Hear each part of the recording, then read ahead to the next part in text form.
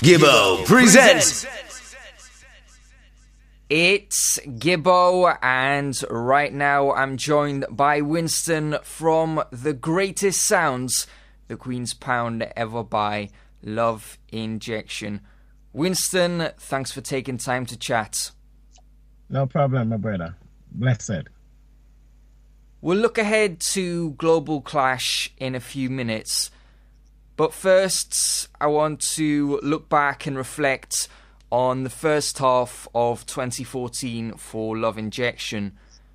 On March the 8th, you played at the Monsoon Banqueting Suite in Southall alongside Berlin's Supersonic.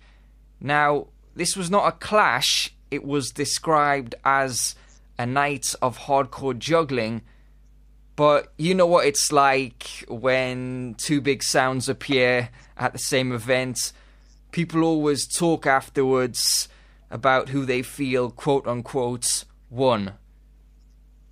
Do you feel the German sounds gave a good account of themselves in what was their first UK appearance? Yeah, what I feel is that they did really well in the first two rounds. They juggled well. Their mic man was tight. The tunes dropped in right, got the crowd in a frenzy, did really well, played some nice tunes, and got the crowd, hyped up, and even implemented that they were coming to kill Luv Injection, which got the crowd all hyped up. So in the first two rounds, I think they did really well, and their representation at that point was really good. I think, I don't know whether the right word to use is underestimated, because I'm sure they know of Luv Injection, but what they did was, after that, what happened to me, well, what I seen, because I was in the event, is that they ran out of tunes, right? And then that showed, because then they couldn't, the crowd wasn't giving them the forwards that they were expecting to get, because they weren't playing the right songs. And then we had a one-for-one situation, and they didn't win any of the one-for-ones, right? So I think where Supersonic was concerned, they brought a clash to Luv Injection. Luv Injection was just there to juggle and play alongside. This play alongside juggling thing is going to stop with Luv Injection now, because I ain't taking no more play alongside and juggling things. I'll just forget it. And then they underestimated us, and when they got further down into the event, we started unleashing some songs on them, and they had nothing to come back at us with, right? So Supersonic, to me, is a very good sound, but I think that they need to sort out their finishing rounds if they're going to play with the sounds like Luv Injection, who've got a history of music, and are not only got history, but are keeping up to the time with songs. They need to sort out their final rounds a lot better than what they presented in the UK. Do you think their unfamiliarity with the UK crowd was a factor? No, because the UK crowd was giving them a lot of forwards in their first two rounds because they played well then. But after that, the UK crowd are not stupid. If you ain't got nothing to give, then they ain't giving it to you. You know what I mean? So I think what happened is they ran out, and that was it. So that's all I've got to say about Supersonic. But apart from that, good sound. I like them. Just over a month later, you were part of an event called Adrenaline Rush, which again wasn't a clash. The Flyer Reds, Luv Injection meets Kosmik Movements. But as was the case with the Supersonic dance, people were quick to give their thoughts on who they thought, quote-unquote, won as soon as the dance had finished. Kosmik are a fairly young sound, 5 years old, but their reputation has been increasing, especially since they won Warner East last year. Did you know much about them before they came to your hometown? Okay, well, what it is, I didn't know anything about Kosmik, but on getting the booking, I researched them. I found that they'd won the War in East in 2013. And they won it convincingly. So I thought to myself, this looks like a fiery young sound that could do well in the business. There's been a lot of talk about the dance with Kosmik from people who were in attendance and those who've listened to the audio. but I haven't heard your side of the story. Can you talk me through what took place that night from your point of view? Well, from my point of view, what happened is, from the promotion side, one thing I'd like to make clear is that if promoters are out there and they want to book Luv Injection for a clash, then you need to let us know that's what's going to happen and do it right. Because otherwise, what happens is that, if you're hiding under a banner like adrenaline or juggling alongside, then it's not fair on the people who are coming to the event. And this was one of those typical events. And what had happened is, because I thought it was juggling, I sent Mexi and Coco, who are the juggling side of Luv Injection. And they were representing Luv Injection on that night. However, the night started, and the next thing you know, Kosmik are attacking Luv Injection. Which, as you already know, as I said, fan people in the event, fan people in there, they're listening. Yeah, they're all ready for a war. If the war can go on, let's have it. But that was not how Luv Injection was set. But nevertheless, at the end of the day, we've got the tunes, and we're prepared for anything in respect. But I would have liked to have set myself properly if I'd known that was happening. So Kosmik was throwing all this stuff at us, as he does. And it was having a good effect in the event, and I'm not going to take that away from him. Luv Injection initially was playing, on a defense, because we were thinking, what's going on here? This is not what we actually was told about. So they were playing a little bit on the defense and trying to let people aware that, listen, we haven't been booked for this, but, if it's going to come to it, then fine. But, I wish we'd known about this.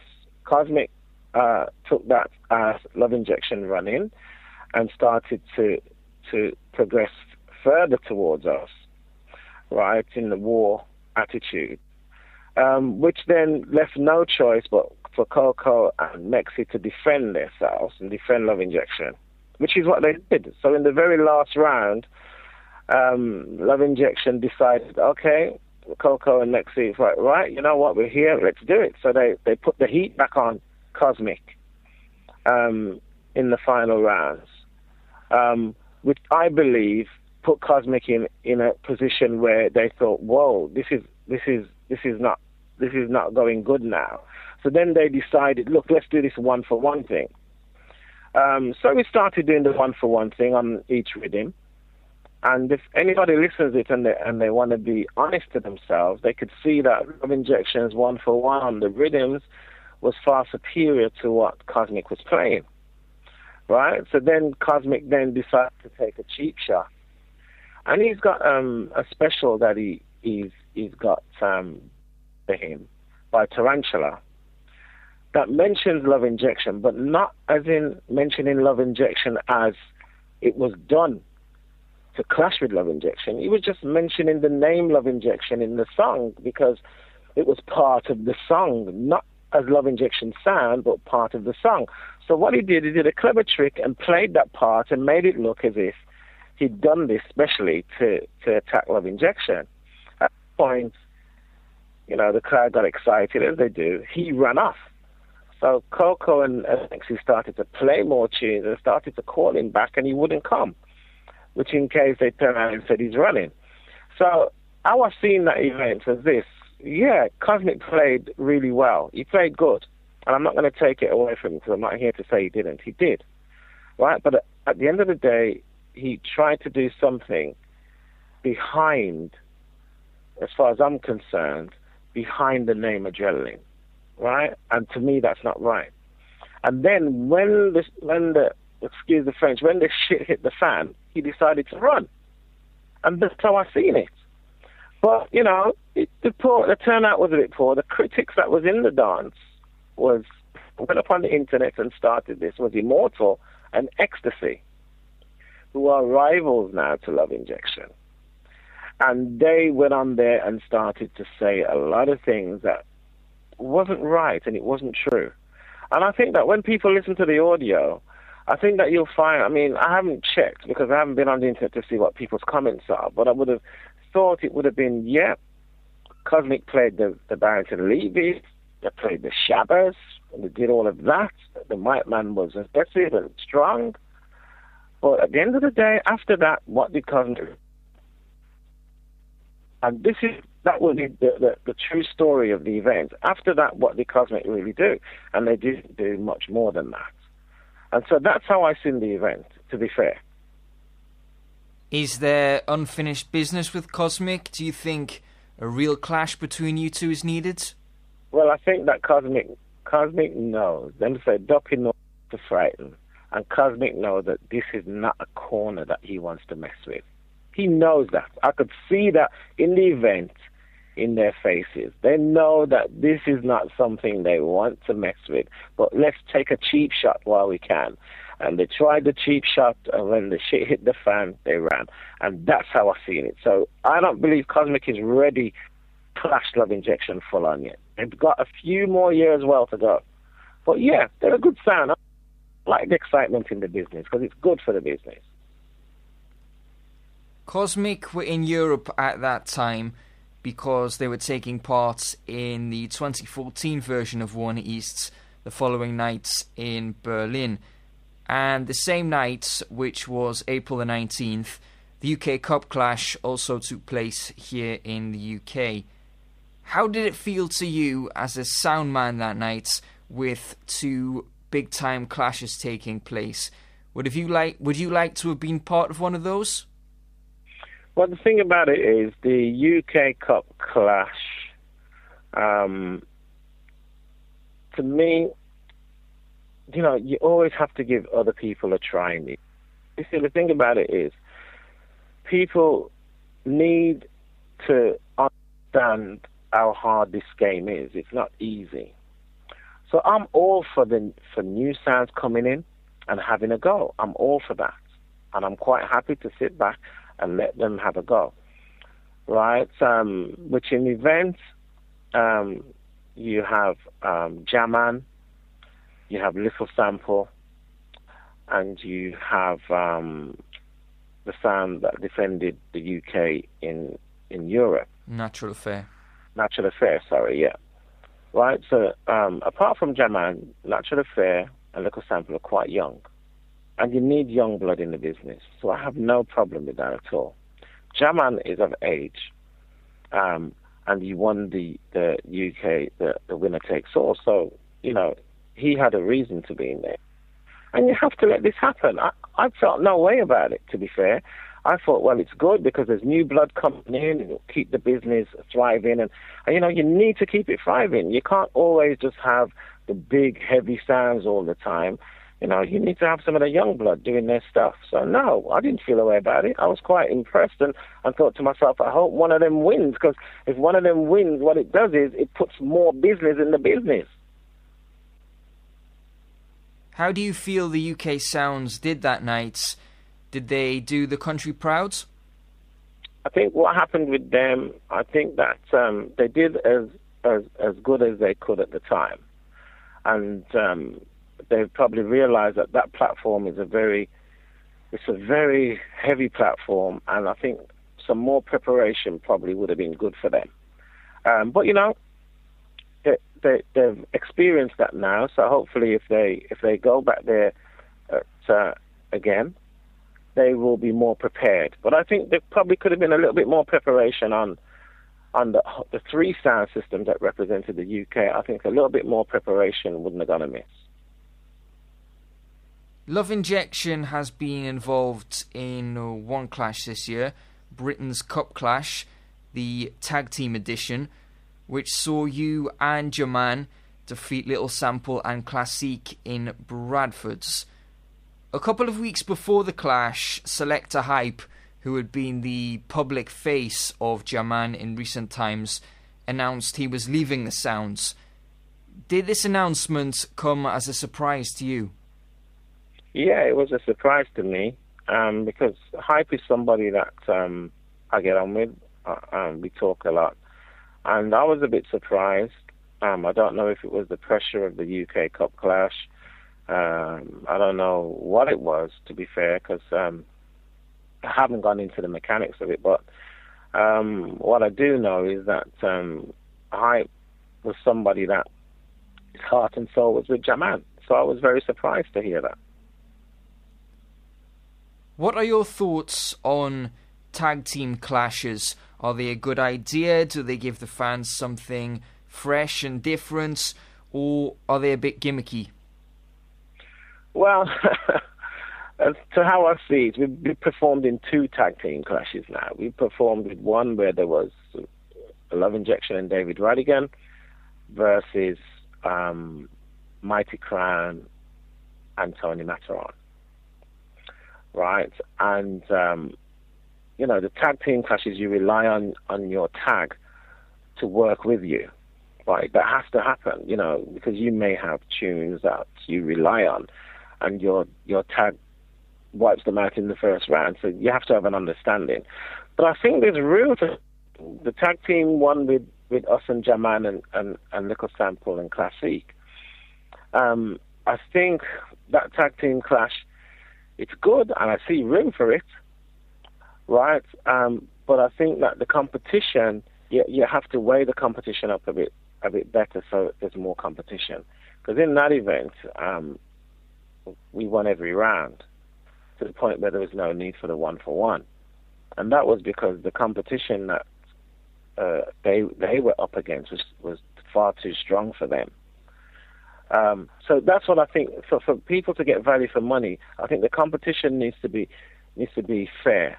The sounds need to be on the same level, so there's more competition then. But apart from that, I think there's room for it. I really do.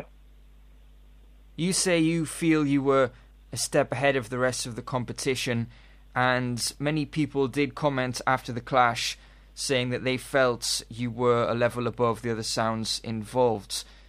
Do you feel you proved that night that you're without a doubt the UK's #1 clashing sounds? Well, I feel it didn't take that night to prove it.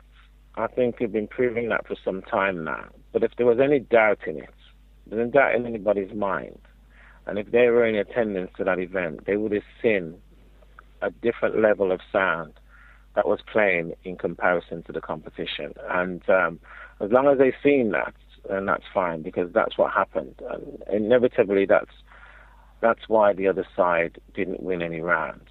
It was unfairly matched as far as I was concerned. Now let's look ahead to the big dates on the agenda.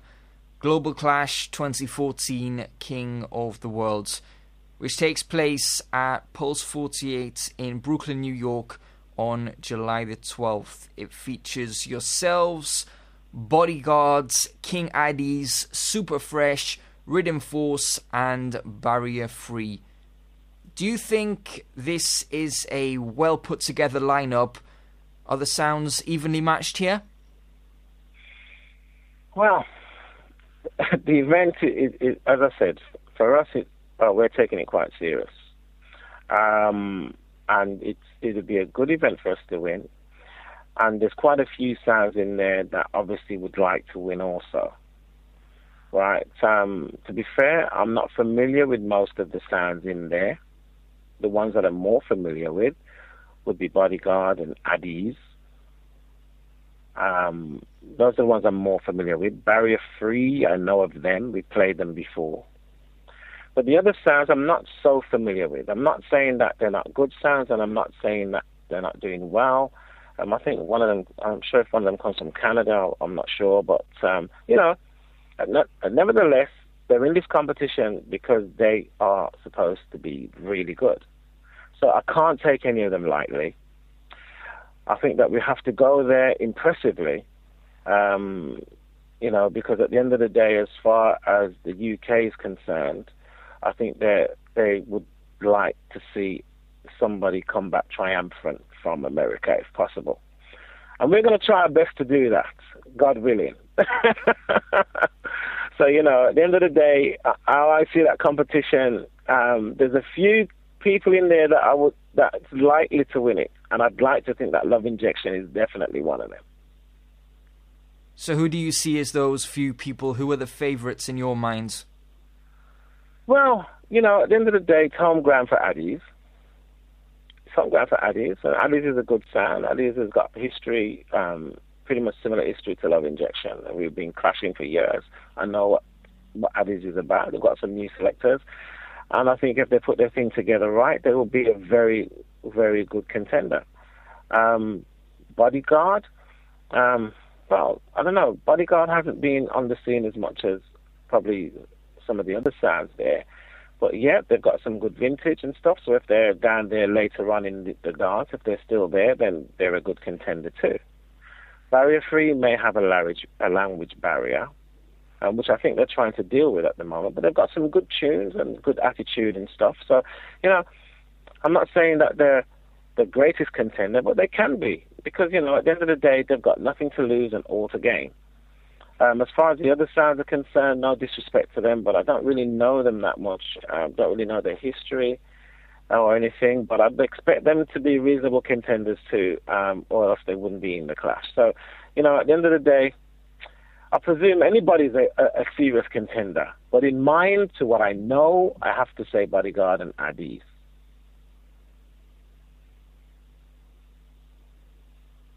King Addies, of course, 3 times defending Global Clash champions.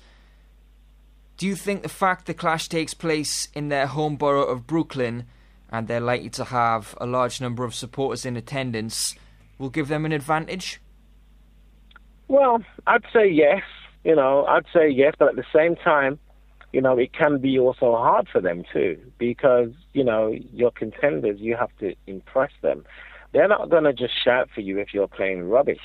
You need to do well too. You need to play good music and put it together and represent your corner. And if you're not representing your corner, right, then I don't think they'll support you. But yes, there is a little bit of advantage there, but he has to manage that very well. And if he slips, he will slide. And what about the fact that they are 3-time defending champions? Is there such thing as a recipe for success for an event, or is every version of an event each year different? Well, I think there might be a little recipe to it there, which they're aware of. But the thing is with recipes and stuff, recipes can go wrong depending on who's in the mix. Right, and Luv Injection's never been in the mix before. So now that we're in the mix, I feel that they may need to change their recipe slightly, and then it might not work so well. So, you know, that's how I see it. So we'll have to just wait and see on the night. I mean, you know, at the end of the day, the fans are there, right? And if the fans are fair, and if you're playing well, and they give you a chance to go forward, then fine. But if it's a biased crowd, what can you do? You can play God on dub plate and you'll still get knocked out. So let's hope that it's not a biased crowd and at least give us the light of day to show them what we can do, because Luv Injection's got a lot to show the world. What are your thoughts on the 2014 version of Bodyguards? Are they as dangerous in the Clash arena now as they've always been? Well, I've taken in... I'm sure they'll be probably bringing Six Killer, which I've had the pleasure of taking him in the last time when we was in New York. I think they were clashing. And I think it was Mataron, Firelinks, Addies, and Bodyguard. And Six Killer was representing Bodyguard with Johnny selecting. So I had the pleasure of taking them in on that time. And Six Killer is quite good. He's interesting. He's obviously he's new there, and you know he's doing his thing. But the one thing I notice about him, no matter what people say or what people do, he just keeps smiling, man. That man smiles no matter what hits him, man. And I think in the end the crowd liked that because it brought some humor to the event, which humor is needed in these events too. It can't all be just serious, and you know you need humor. You need to make people laugh and all these kind of things. So, you know, I think Bodyguard's got a little recipe going for themselves that could do well for them at the minute, the way they've changed things. So, yeah, I don't take it away from them at all. So, what does Luv Injection have to do to win this clash? What gives you the edge over the other 5 sounds? Well, what Luv Injection has to do is, we've been around for a long time. We've clashed with a lot of sounds over the years. Some of the most rated sounds in the world, we've clashed with them. And basically what we have to do, we have to, respect to David Radigan, because as far as the rest of the world's concerned, David Radigan is the iron for the UK when it comes to representing UK in clashes. So respect to David Radigan, my friend. Right, but what we have to do, we have to bring a Luv Injection angle to the event. We have to bring our own angle, right? We have to show people that we are serious, but at the same time, we're humorous, right? The selections that we have, some of them they may never have heard before. We need to put them together right. We need to judge the crowd and play what the crowd wants, right? And in all of that, our mic man Billy needs to be very observant of what the other mic men are saying and what's going on with them, because we have to be able to attack them when we need to attack. We need to make fun of them when we need to make fun of them. And the crowd, we need to feel the crowd out so the crowd can understand us and we can understand them. And as long as we've got that going on and we've got the crowd railing, then I think we stand a very good chance of winning. But first of all, our intention is to try and win the crowd, and so the crowd can see us as a very serious contender to win. Billy is widely regarded as one of the best MCs in the business. You agree that his quick thinking and witty speeches will be key to a Luv Injection victory? Yeah, I think so very much. It will be key with the right selection to back his speeches and stuff. It will be the key thing, because at the end of the day, where Billy is concerned, he's a very dangerous mic man. You can't take him lightly. You know, it's like if you take him, if you're the type of person to take him lightly, he will hurt you. Right? And some of the things that he comes out with, you won't expect them. And some of the tunes that he knows that are there to back his speeches, you won't expect them either. And that's not something that I'm boasting about. It's something that happens a lot. You know, so where Billy's concerned, as I said, for people in America who don't know much about him and only know a little bit, there's so much more to know from Corporal Billy. So much more. And hopefully on the night you'll be able to take him in full effect. Did you have to consider Andrew Digital's offer to take part in this clash, or did you just jump at the opportunity to be a part of Global Clash 2014? Well, it was something that had to be a group decision, right? And we talked about it and decided that, we would go in for Global Clash. So it wasn't a jump at thing. It was a discussion thing with the rest of the members. And we all had to be on side to take it on, because with clashes, you know, it's not every clash that you can take. You know, it's not every clash. There has to be a meaning to the clash, and there has to be something to gain from the clash. And it has to be a clash where you feel that you can, you know, have competition to allow you to perform well. And this clash fell in that category, so we decided to take it. Is victory in this clash crucial? Have you got a point to prove? Do you want to make sure when people, wherever they're located in the world, are talking about top clash sounds, that Luv Injection is always mentioned in the conversation? Well, what I feel is this, is that at the minute, all right, Luv Injection is mentioned in the world top sounds. I think it's already been mentioned. Right, and for those who have doubts, right, what we have to do is stamp it in their head that that's where we are, and they need to get used to that idea. Right, so as far as I'm concerned, this clash that we're coming to do, it's one of those clashes where not only do we want to win it, but in the event of us not winning it, we need to leave people saying, you know what, that sound is a wicked sound. Either way. So, you know, we have to perform well on the night, whether we win or lose, and that's what we're about. Winston, best of luck in New York, and thanks a lot for your time. Respect, Gibbo. Big up to the world and its life. From Mexican. Enough respect. Gibbo.